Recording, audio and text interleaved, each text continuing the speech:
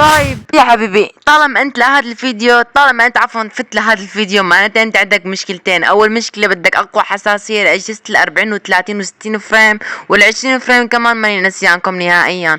فانا عم دور على افكار فيديوهات جديدة ولكن عقلي مثل البيض ما عم يقدر يلاقي حتى فكرة فيديو. فطيب اذا انا ما قدرت لاقي، طيب انتوا كان ليش متابعين وبتحبوا زيد؟ فاذا بتحبوا زيد اكتبوا لي افكار فيديوهات جديدة معقولة ممكن اني انا اجربها. فانا ما رح لك على ثبات الايم وقوة الايم اللي عندي، فانت لازم انت تميز انه ايمي نار وجبار. مبدئيا يا حلو يا قمر يا جميل صلي على النبي، واكتب لي افكار فيديوهات جديده ممكن اني انا اجربها وممكن اني اتحمس عند تجربتها. يعني بدي افكار حلوه من ذوقكم. يعني اكيد هذا واجب على كل شخص بيحب زيد يحط لي لايك ويشترك بالقناه، لانه ما بقى شيء نوصل لل1000 مشترك. شبكن يا اخوان، انا كان عندي تحدي اذا بفوز اللي ما رح خلص والله عرفت هذا الموضوع، فخلص وصلوني انا خسرت اصلا التحدي. راح احط لك رابط فيديو تحت بصندوق الوصف شرط عن هذا التحدي. فانا خلص خسرت، خلص ما عاد في داعي اصلا.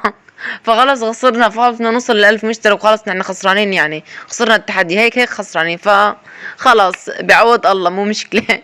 مثل ما ملاحظين يا متابعين زيد اللي بيتابعني من قديم فبيعرف انا شو بدي احكي هلا. اكيد ملاحظين اني انا مغير شويه بالمابات. يعني كنت قبل العب واو، فهلا حبيت اني العب لفك وطلع لقطات وخلص اعرض لكم اللقطات، حط لكم يا الاقوى انه اقوى حساسيه وحط مع لقطات جيمات لفك، يعني مش جيمات واو. فهذا اختلاف حلو كتير. يعني يا حلو يا قمر يا جميل يا ظريف يا مؤنق، بدي اياك تقدري التعب اللي انا عم بتعب وعم صور فيه. يعني انا معاني من مشكله البنك ولكن عم حلها، المشكله ما عم تضل معي طويله. فبدي اياك تحط لي لايك وتشترك بالقناه فضلا وليس امرا. هلا يا اخي هلا متفكرين عم بشحد؟ يا اخوان انا ما عم بشحد اشتراكات، انا عم لملم جمهور الانيق والحلو مثلكم. يعني فانتوا شجعوني مشان نقدر استمر، يعني ما اقطع القناه يوم ويومين وثلاثه واربع ايام. فيعني كل شخص مثلا كل صانع محتوى ساعات بشوف دعم على قناته حلو ولايكات وتشجيعات فاكيد بيستمر. يا اساطير يا حلوين يا مؤنقين يا ظريفين يا كل الصفات الايجابيه فيكم يعني تمام. راح اعرض لك اياها جوات هذا الفيديو، وراح احط لك كمان الكود تحت بصندوق الوصف.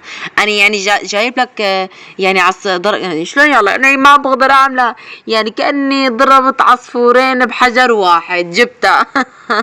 وهي الحساسيه الاسطوريه تبعت الاسطوره زيد. بالله يا مدير. العدسه حطها الاف بي والدي بي بي 159 وما تبقى كله منصفره. ولا تقلي ليش، اذا بدك ثبات اعمل هيك. كمان الجيروسكوب مثل ما طالع قدامكم حطوه مثل ما نعمله بالضبط. يعني حطلعت لك الشاشه ويعني كل شيء. وهي الكود كمان رح لك اياه كمان تحت بصندوق الوصف. وهي شاركته عملت له نسخ قبالكم وراح احطه تحت بصندوق الوصف.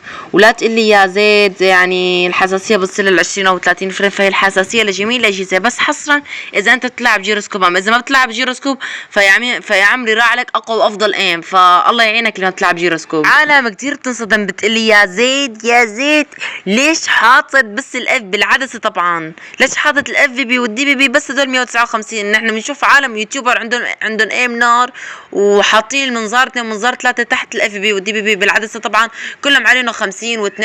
يا عمري هدول يعني بيطلعوا لك من 100,000 ساعه، يعني بيلعبوا 100,000 جيم بيطلعوا لك كم لقطه وكلها فيها لقطات مضيعه الايم وما فيها ثبات اللي انت اللي عم تفكر فيه. اما انا مثلا بحب العب جيروسكوب واعتمد على الجيروسكوب مشان اخذ ثبات وايم نار. يعني مثلا اذا حطيت المنظار 2 وعليته بالعدسه فكما بحرك الشاشه مع ايدي فبدها تتحرك وبده يضيع ايمي، فانا بصفره وبعتمد على الجيروسكوب وثبات الجيروسكوب. فالله يسعدك لا تعيد لي هذا السؤال لانه بصراحه بيستفز، يعني شيء اساسي باللعبه وانت ما بتعرفه. فانا هي قلت لك يا الله يسعدك يا رب. فبتمنى هذا الفيديو يوصل اكبر عدد من العالم اللي بيلعبوا جيروسكوب طبعا، لانه هن كثير بيغلطوا بيضيع ايمهم ومو عارفين السبب. يعني فانا هذا الفيديو ما عم يوصل اكثر من 500 او 1000 شخص، فانا بدي يوصل هذا الفيديو لمليون الف شخص مشان يعرفوا الاغلاط اللي اللي عم يغلطوها واللي عم يرتكبوها. ما بعرف هاي الكلمه يرتكبوها.